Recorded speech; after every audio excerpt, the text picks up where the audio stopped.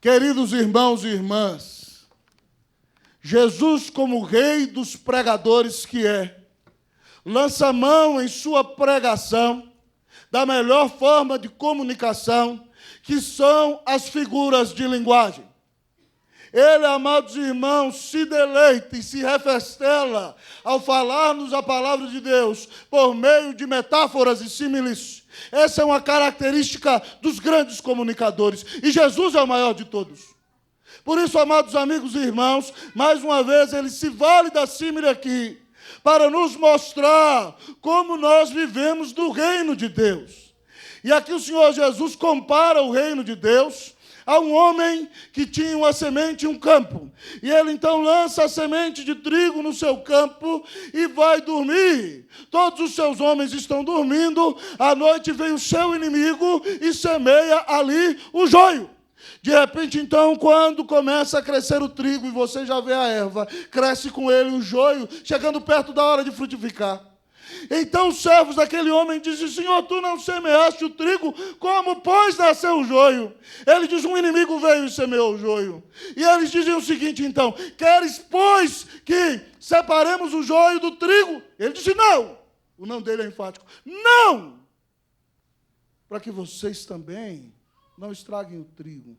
Fiquem tranquilos que quando chegar a hora da colheita, os ceifeiros virão e recolherão primeiro o joio, e o atarão e o queimarão no fogo, e o trigo estará no celeiro. Que história maravilhosa, irmãos. Ela deixa a gente cheio de expectativa. Os discípulos também ficam perplexos. E quando Jesus termina seu sermão naquele dia, eles chegam em casa e dizem: Senhor, nós não entendemos a parábola do joio. O que significa? E Jesus vai explicar aqui nesses versículos maravilhosos que lemos. Ele é bem direto. Ele diz assim: olha o seguinte, o que semeia a boa semente é o Filho do Homem. O campo do qual ele é dono é o mundo. Certo? A boa semente são os filhos do reino, ele é claro. Os joios são os filhos do maligno. O inimigo que semeou é o diabo. A ceifa é a consumação dos séculos. E os ceifeiros são os seus anjos. Ao olhar para esse texto, amados irmãos, o Senhor Jesus nos mostra que nós, como filhos do reino, temos que reconhecer as realidades do reino.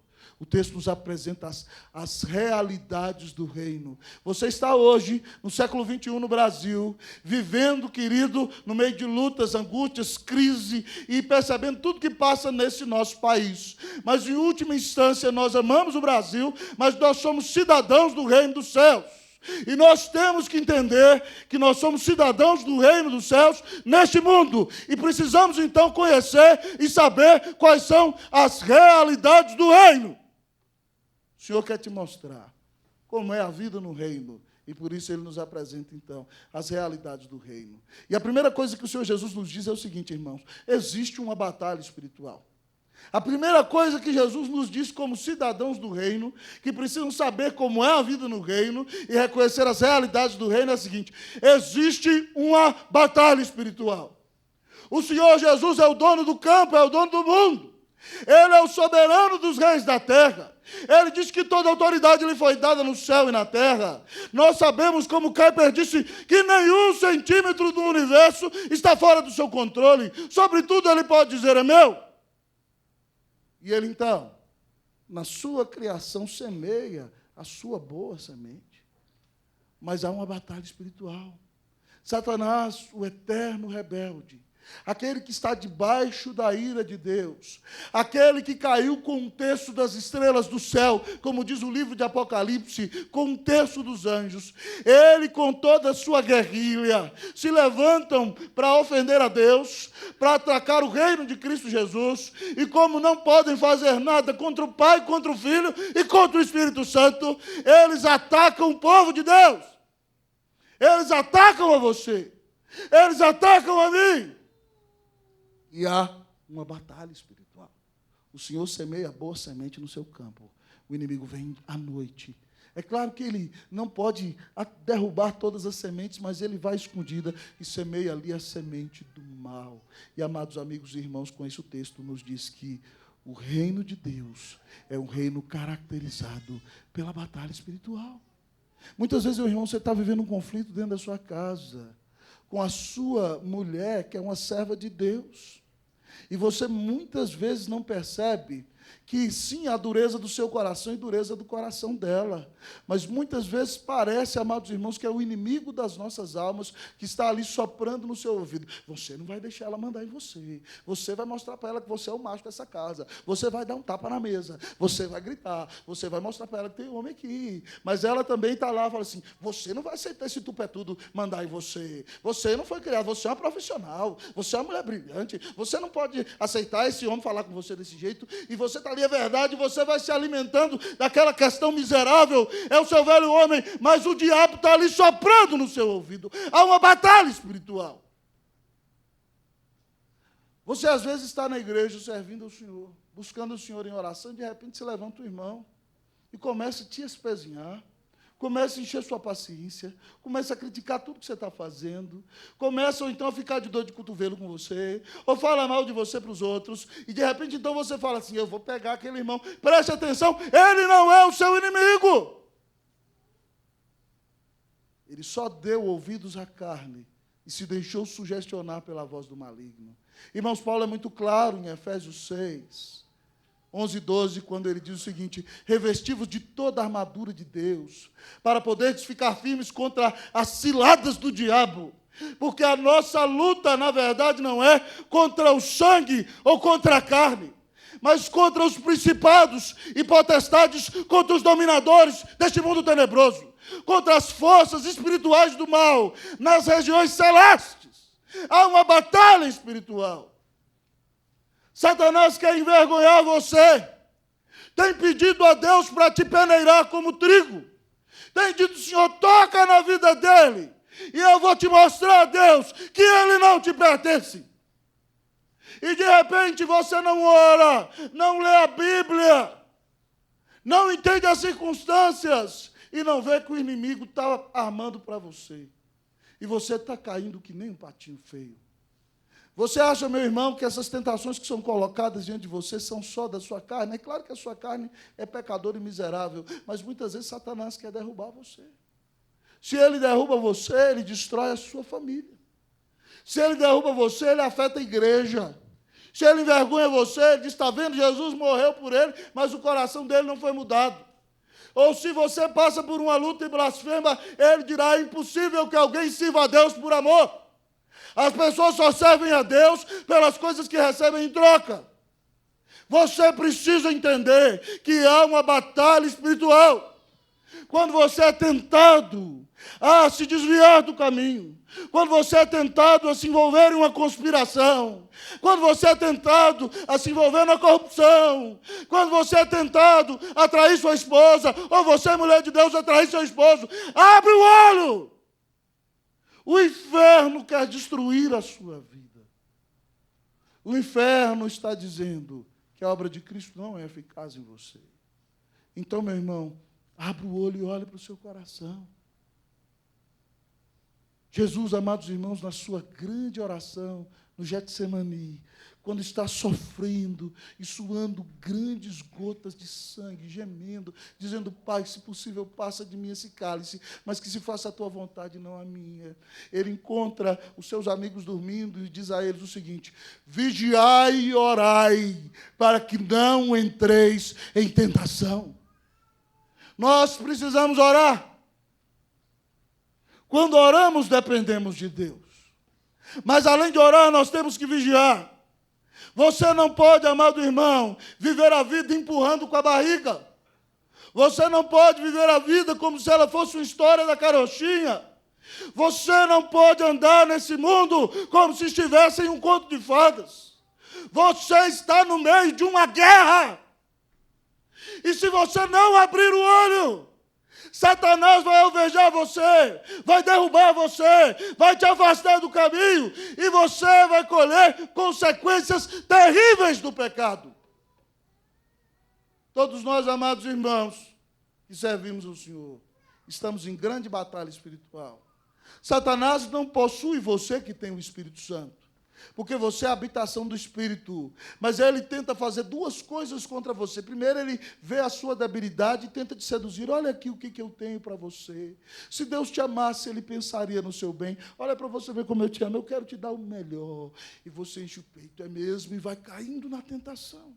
Mas quando você não cai na tentação, então ele tenta ser truculento com você, ele tenta te oprimir, ele tenta levantar pessoas para te desanimar, para te jogar no pó, para falar besteira para você, ele tenta te levar à depressão. Mas, meu irmão, Cristo venceu na cruz por você. O diabo não tem vitória na sua vida. Abra bem seus olhos. Pare de viver como um torpe que só vê o mundo natural. Você tem um espírito no seu coração. Existe uma batalha espiritual. Que o Senhor te dê vitória na batalha espiritual, em nome de Jesus, amém? Olhe para o Senhor, amados irmãos. Ele disse o seguinte: estas coisas vos tenho dito para que tenhais paz em mim. No mundo passais por aflições, mas tende bom ânimo, eu venci o mundo. Paulo diz que Jesus Cristo, quando morreu, triunfou dos principados e potestades na cruz. Quando cravou ali aquela carta de dívida que constava de ordenanças, que dizia quanto eu e você devíamos, Cristo, com sua morte, derrotou a morte, derrotou o inferno, acabou com o reino de Satanás. E agora eles estão em desespero, como uma guerrilha que está sendo cercada para o dia final. E por isso eles tentam assaltar supermercados, eles tentam queimar casas, eles tentam, como um louco que está se afogando, puxar para o fundo aquele que está do seu lado. Eles já perderam, não se envolva com eles. Você pode ser objeto da destruição eterna. Em nome de Jesus. Clame a intervenção do Senhor. Diga: Senhor, salva-me. O Senhor está comigo. O Senhor venceu o diabo, o Senhor venceu a morte. Dá-me vitória na batalha espiritual, em nome do Senhor Jesus. Amém, meu irmão? Quando você estiver naquela depressão lá, quando você estiver naquele momento de angústia lá, se estiver triste, você ouvir aquela vozinha lá no seu quarto, para com isso. Para que ficar sofrendo essa dor? Acaba com a sua vida. Isso é Satanás. Fique esperto. Quando você ouvir, você fala assim: sai daqui, capeta, em nome de Jesus. Minha vida é preciosa. Eu fui comprado pelo Salvador. Coragem, Cristo morreu por você. Levante-se e vença em nome de Jesus. Mas ao olhar, amado irmão, o texto diz que nós precisamos aprender como viver no reino de Deus. E uma outra realidade do reino, além de existir a batalha espiritual, o texto nos diz que uma outra realidade do reino é a seguinte: existem dois tipos de pessoas. Existe a batalha espiritual, mas existem dois tipos de pessoas. Olhem para a sua Bíblia aí, versículo 24 e 25. Eu vou ler o 24 e vocês o 25. Outra parábola lhes propôs, dizendo: o reino dos céus é semelhante a um homem que semeou boa semente no seu campo. Você o 25.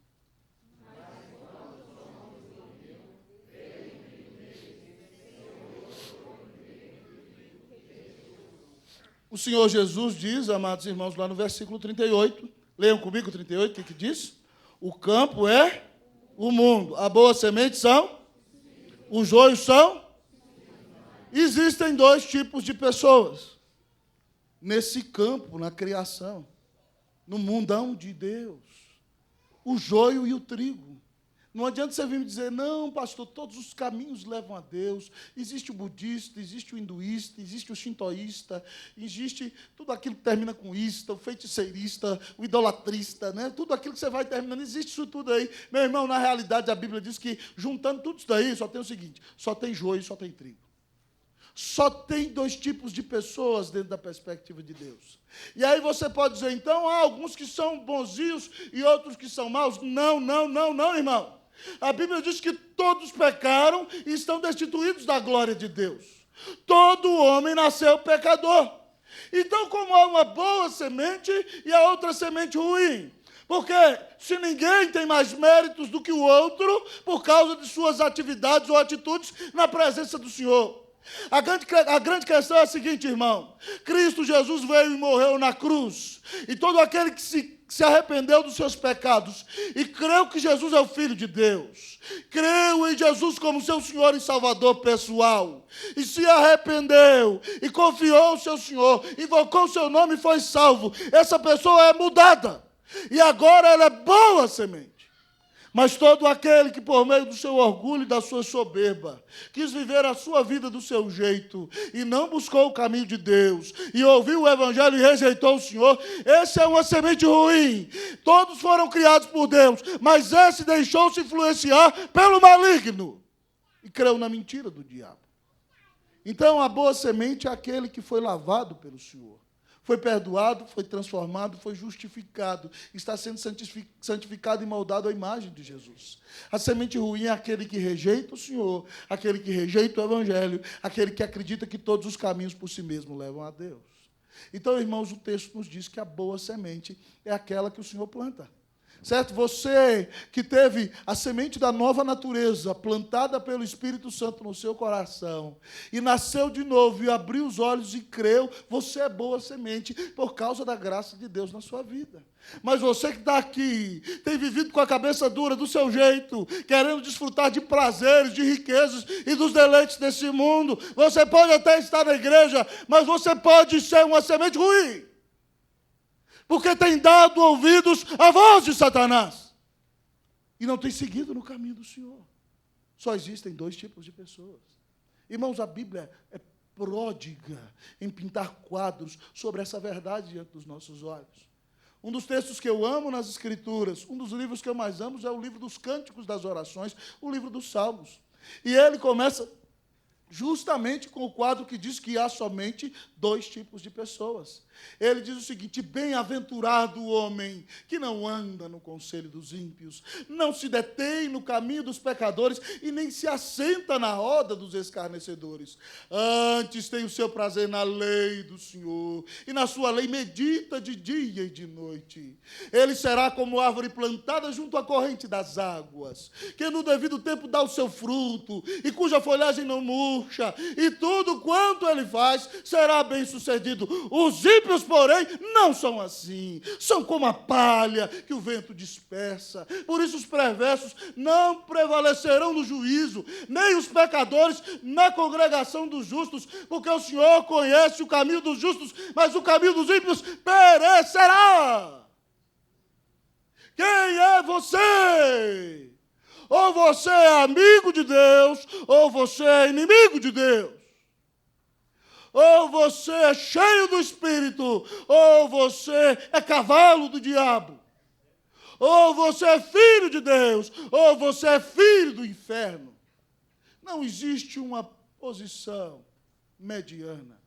Ou você é de Deus, ou você é do diabo. Olhando para a sua vida hoje, pelos frutos que você produz, você creu no Senhor? Ele mudou a sua vida? Irmãos, isso é muito sério. Eu disse a vocês que a ida a São Paulo, sexta-feira, foi maravilhosa. O Senhor voltou a atear fogo no meu coração. Eu pude entrar no táxi e fui falando do Senhor Jesus para o taxista, que era um homossexual. Eu entrei no táxi, liguei para minha mulher, conversei com ela, falei com meus filhos, depois liguei para o presbítero Newton, e quando eu terminei de falar com Esdras, ele disse o seguinte: o senhor é pastor? Eu sou. E já fui de cara: em que igreja você frequenta? Não frequento igreja nenhuma não, mas eu creio que existe um Deus, certo? E eu sou muito pecador, então eu peço perdão a Ele todos os dias. Eu falei: mas com base em quê? Se você chegasse na porta do céu hoje e pedisse para Deus deixar você entrar, por que Ele deveria deixar você entrar? Ele diria: eu estou no sal, Ele não me iria deixar eu entrar de jeito nenhum. Ele me respondeu. Eu falei: mas há um jeito de você entrar. Falei: porque ninguém é melhor do que você, todos são pecadores. A grande questão é que Deus mandou o Filho. E eu preguei Jesus para ele, irmão. Ele tentou conversar, entrou no assunto de morte, que o irmão dele morreu há um tempo atrás. Ele viu eu falando sobre o falecimento da nossa querida irmã Belisa. Mas no final, no carro, eu falei para ele: entregue a sua vida a Jesus. Mas, além de ter essa bênção e passar o dia ali, naquele congresso maravilhoso, na volta eu ouvi algo tremendo, irmão. Quem me trouxe foi um homem crente, um servo de Deus, um oficial de igreja. E aí eu entrei no carro do taxista, que me levou para o aeroporto, e a irmã parabenizava ele porque ele tinha um filho médico. E de repente foi: rapaz, você tem um filho médico? Ele disse: eu tenho. Eu tenho um filho de 38 anos, que é... Qual o nome do médico da terceira idade mesmo? Fala aí para mim. Um geriatra, que povo inteligente, é? Eu tenho um outro filho de 34 anos, que é ortopedista, e tenho uma filha de mais ou menos 31 anos, que ela é radiologista. Eu falei, mas rapaz, que coisa interessante, hein? Está de parabéns. Ele falou assim, está todo mundo indo para o inferno, pastor. Eu preferia que nenhum deles fosse médico, se todos eles estivessem com Cristo Jesus. Me contou a triste história de sua mulher que faleceu 2 anos antes de câncer, e depois que a mãe morreu, o pai não aceitou condutas mundanas dentro de casa, meninos criados na igreja, gente. Certo? E aí os mais novos partiram de casa, e agora estão até se levantando contra o pai. Um quer vender a casa e quer sua parte na herança. E eu falei, meu Senhor, o homem falando ali, eu falei, o Senhor me dando uma aula. Irmãos, o que nós estamos fazendo com a nossa vida? Eu contei de manhã, quem chegou atrasado não ouviu. No dia que o Senhor levou a nossa querida Belise, esposa do presbítero Nilton, na madrugada, eu indo com o Luciano no carro, a gente conversando, e o Espírito Santo trouxe ao meu coração tão forte aquele texto, que diz, de que adianta o homem ganhar o mundo inteiro e perder a sua alma? Eu comecei a refletir na vida dessa serva preciosa do Senhor, membro desta igreja, que foi boa esposa, mulher crente piedosa, que treinou seus filhos, todos estão na presença do Senhor hoje. E eu falei, tem muita gente querendo ganhar o mundo inteiro e perde a sua casa, e perde a sua alma. Talvez você quer sucesso, você quer dinheiro, você quer prazeres deste mundo, só para chegar lá na frente e entender que tudo isso não valeu de nada. Eu, amados irmãos, louvo a Deus, porque o Senhor tem abençoado meus filhos na escola, mas eu digo a eles que eu não os estou preparando para esse mundo, eu os estou preparando para a eternidade. Eu não estou preparando filhos para esse mundo. E se eles forem preparados para a eternidade, eles serão brilhantes e serão os melhores cidadãos deste mundo. Mas se eu os preparar para este mundo, eles não vão prestar nesse mundo e na eternidade eles vão para o inferno. Só há 2 tipos de pessoas. Quem é você?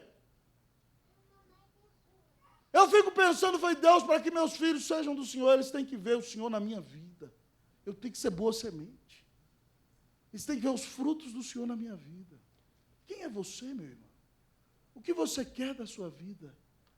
Pare de querer semear nesse mundo, porque se você querer semear só nesse mundo, você vai passar a eternidade no fogo. Mas se você semear para a eternidade, você vai ser uma bênção nesse mundo. As pessoas que mais abençoaram este mundo, que mais mudaram este planeta, eram pessoas que tinham o evangelho, que tinham os olhos no céu e que fizeram toda a diferença nesse planeta. Quem é você? Você é justo ou é ímpio? Não há meio termo, meu irmão.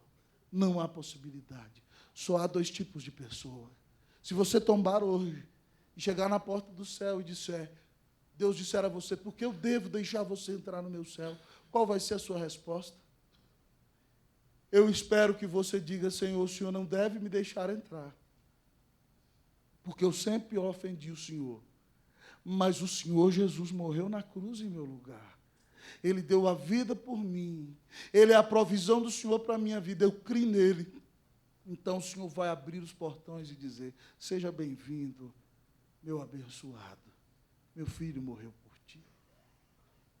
Se você hoje, querido, está ouvindo essa palavra e precisa mudar de vida, se arrependa dos seus pecados, creia que Jesus veio para mudar seu coração. Creia que Ele deu a vida na cruz por você. Creia que só Ele é o caminho, a verdade e a vida. Creia, meu irmão, creia e diga, Senhor, eu não consigo mudar, eu não consigo deixar o vício, eu não consigo deixar de parar de beber, eu não consigo deixar o pecado, mas se o Senhor te salvar, você pode, em nome de Jesus. Que o Senhor mude a sua vida nessa noite, em nome de Jesus. Quem é você no reino de Deus? Nós precisamos aprender a como viver no reino de Deus. E o texto nos apresenta as realidades do reino. Primeira delas, existe uma batalha espiritual. Segunda delas, existem 2 tipos de pessoas. Mas a terceira realidade do reino que o texto nos apresenta é a seguinte: o Senhor é paciente. O Senhor é paciente.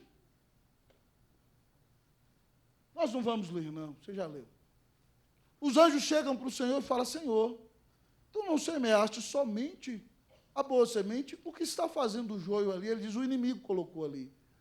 E aí, então, como a Eva cresceu, ele diz, você quer que nós retiremos o joio? E o Senhor responde no texto, irmãos, é de maneira maravilhosa, é um não enfático. Olha para você ver, o versículo 28, os servos lhe perguntaram, queres que vamos e arranquemos o joio? Como é que ele responde no 29? Não! Não foi uma afirmação, irmão, é uma exclamação. Não! E ele diz, por que o não? Amados irmãos, o trigo é muito parecido com o joio.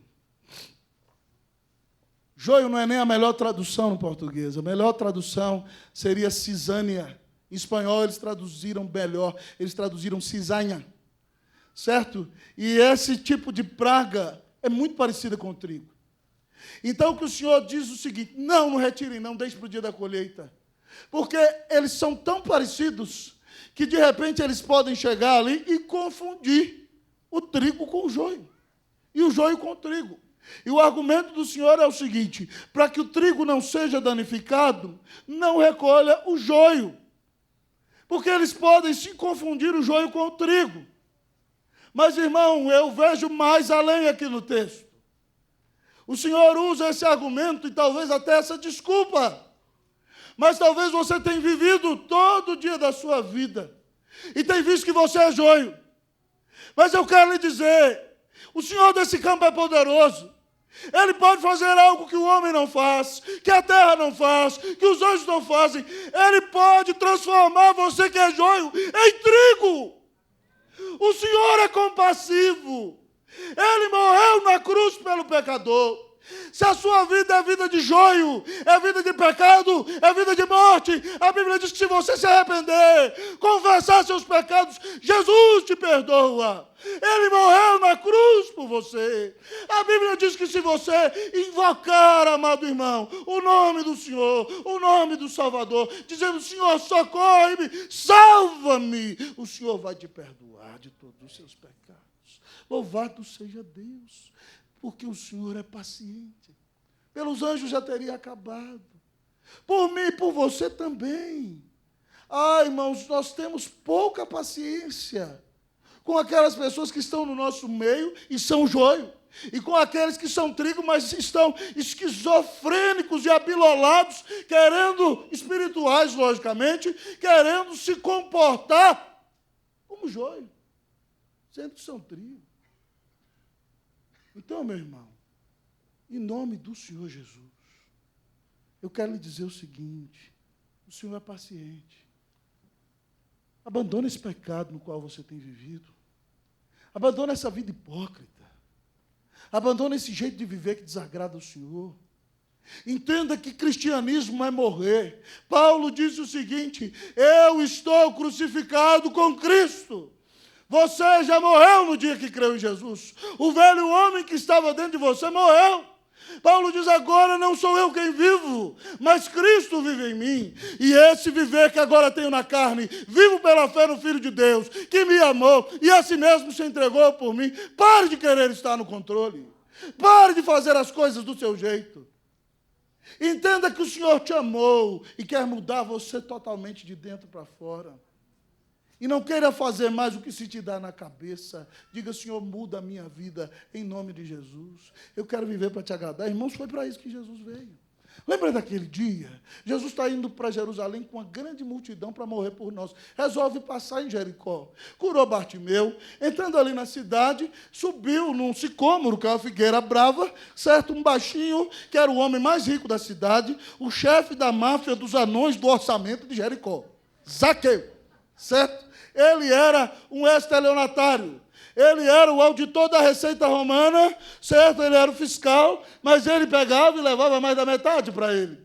E ele, então, tinha os seus mafiosos, e ele queria ver Jesus de longe, subiu na árvore, e o Senhor Jesus olhou para cima e falou assim, Zaqueu, eles nunca tinham se visto, desce depressa, porque hoje eu vou pousar na sua casa. E a Bíblia diz que Zaqueu desceu depressa e recebeu o Senhor Jesus com alegria.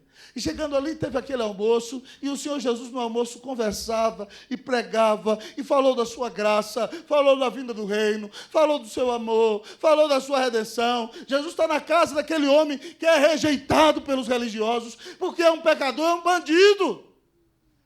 que se levantou contra o seu povo.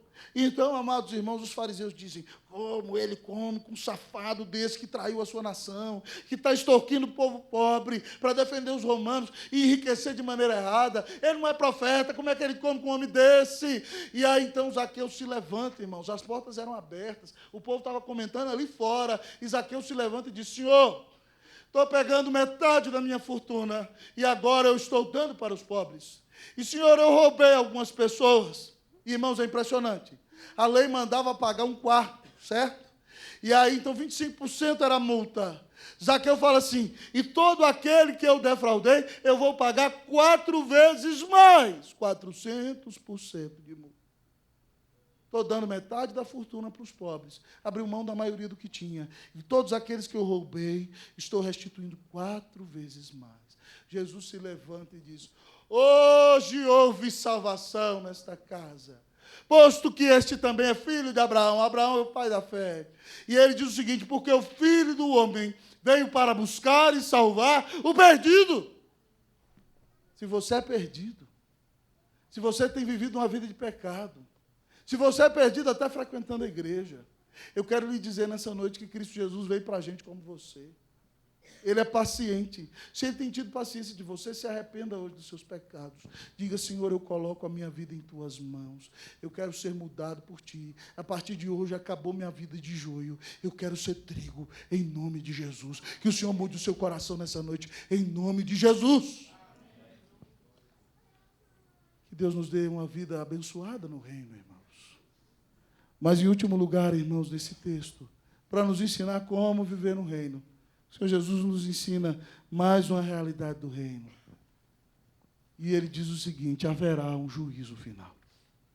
Haverá um juízo final. Como nós vimos, existe uma batalha espiritual, existem 2 tipos de pessoas, o Senhor é paciente, mas haverá um juízo final.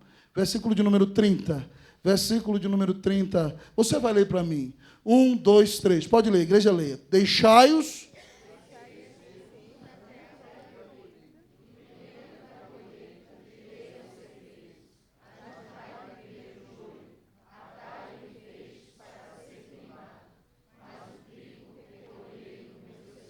Haverá uma colheita. Jesus diz, tenham paciência. Nós não podemos perder o trigo. O Senhor é paciente, Ele quer salvar, Ele deu a sua vida, Ele quer redimir o pecador, Ele dá oportunidade ao pecador até o último momento, até o último instante.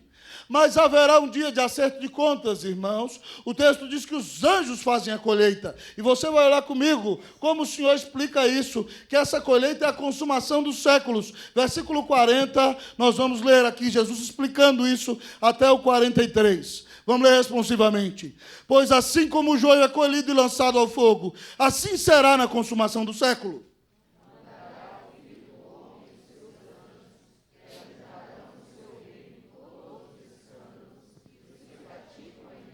Todos aqueles que tomaram o nome do Senhor, escandalizaram o povo de Deus, se disseram crentes e viveram no pecado, ou afrontaram o Senhor mandou os anjos colher esse povo e lançar no fogo. E o versículo 42 diz assim, e os lançarão na fornalha acesa, ali haverá choro e ranger de dentes. Versículo 43, você.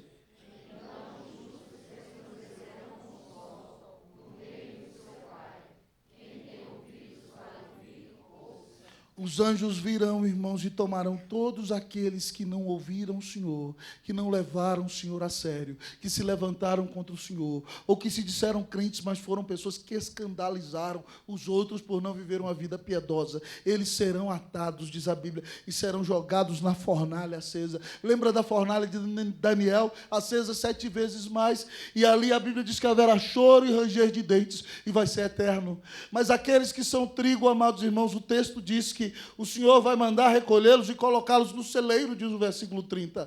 Isso significa que esses justos, eles quando estiverem lá, irmãos, isso é maravilhoso.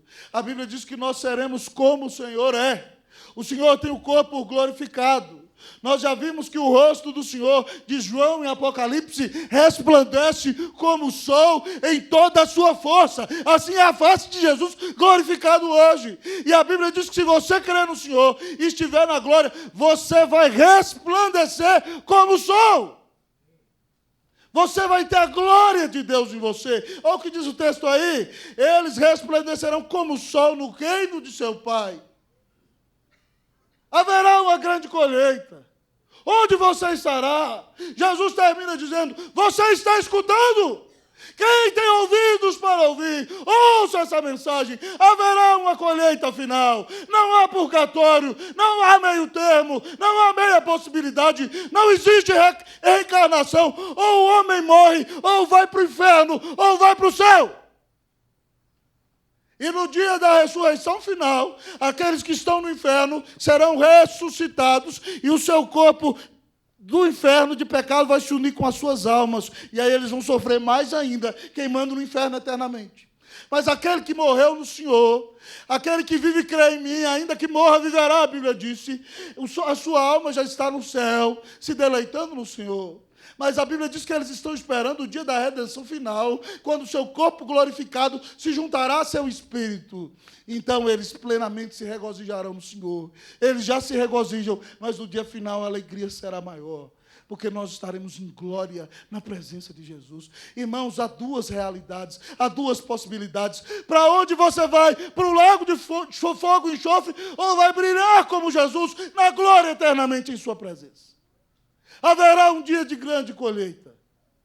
E para você ter certeza de que estará com os justos, você precisa hoje se arrepender da sua vida de pecado e dizer, Deus me perdoa.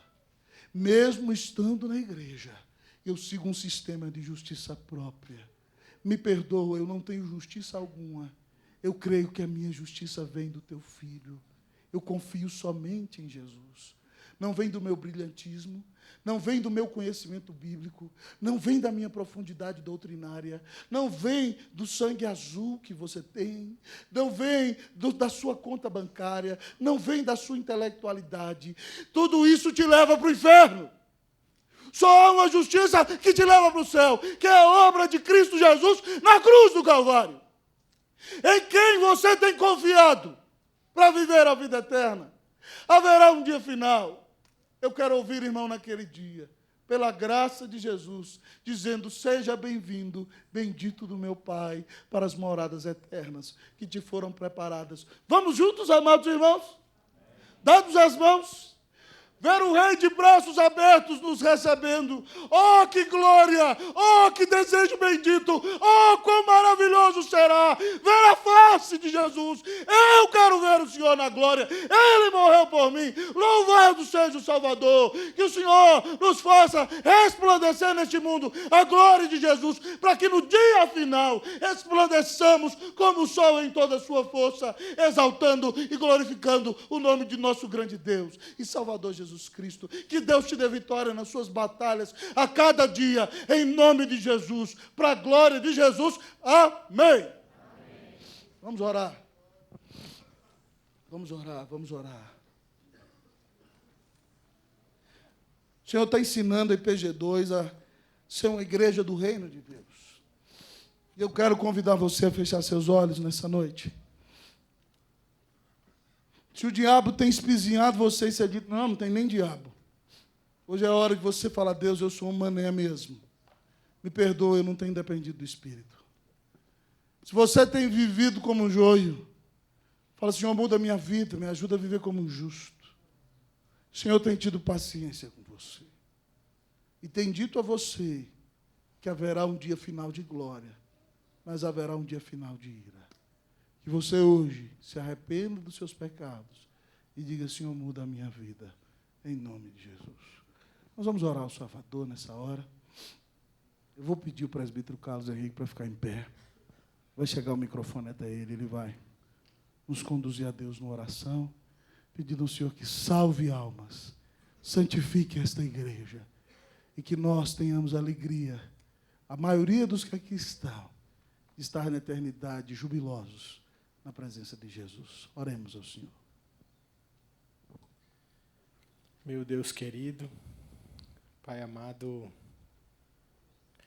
nós queremos, Pai, louvar o Senhor e agradecer porque o Senhor não se poupa em usar o jeito mais fácil para que a gente possa entender. O Senhor não poupou os teus pincéis, as cores, as luzes, o espaço, os papéis, para pintar nessa noite, Deus, de modo muitíssimo claro, a realidade do teu reino, Pai.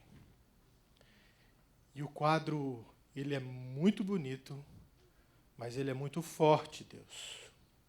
A pintura que hoje o Senhor expõe diante dos nossos olhos, Pai, ela é muitíssimo forte, com riqueza de detalhes. Não é uma pintura que qualquer leigo não compreende a pintura, porque o Senhor, um pintor vivo, o Senhor explicou cada pincelada da tua pintura, Deus, dizendo quem é o trigo, quem é o joio, quem é o ceifeiro e o que acontece quando é o tempo da ceifa, Deus. Deus, diante da tua palavra e dessa tua generosidade em explicar de modo tão claro, pesa sobre nós agora fazer alguma coisa, Deus. E o Senhor, em toda a história do Senhor, Pai, bíblica, o Senhor não nos pede nada senão crer. Todo aquele que crê é justificado. O Senhor falou, Deus. Diante dessa pintura tão clara, Deus, eu clamo ao Senhor Jesus um milagre, Deus, um milagre. E o milagre seria algo que só os teus olhos podem ver, porque um desavisado ceifaria joio no meio do trigo, e trigo no meio do joio. Mas o milagre que eu te peço é que nessa igrejinha, Deus, o Senhor tenha transformado essa noite joio em trigo. Se havia algum comportamento, Pai, de gente parecida com crente, mas nunca o foi, que nessa noite seja a pancada final para tombar o nosso orgulho, a nossa soberba, um jeito podre de viver igual o joio. Parecido com trigo, Pai, mas não o era. Mas a partir de hoje, Deus, que pelo poder do anúncio do Teu Evangelho, pela visitação do Teu Santo Espírito que vem e invade corações, não há coração, Pai, duro demais que a Tua palavra não tenha marretado hoje à noite, Deus. Que o Senhor mexa com a nossa história, com a história da SPG2, para que a gente não seja uma igrejinha de bairro, mas uma explosão do Teu testemunho neste bairro e em toda a cidade, Deus. Que a gente não viva a vida medíocre de joio balançado pelo vento, mas que a gente, sendo plantado pelo Senhor, lance sementes ao redor para que sufoque todo esse joio, crescendo mais e mais trigos, Deus. Mexe com a história desse Guará, em nome de Jesus. Mexe com a história de cada família, de cada menino, de cada jovem, adolescente, adulto, senhor de idade, que o tempo ainda não chegou, então há mais por fazer, Deus. Que a nossa vida seja vida de testemunho, que quem passa diga, que trigo belo e formoso, brilhando como ouro, Deus. E isso traga glória para o Senhor, Deus. Obrigado por essa palavra, obrigado pela tua sinceridade, a tua verdade, e não nos deixe menosprezar o anúncio claríssimo do teu Evangelho, Deus. Modifica os nossos corações, modifica a nossa história e faz dessa parábola a parábola das nossas vidas, Deus. Em nome de Jesus, amém. Amém. Coloque-se em pé, nós vamos louvar ao Senhor.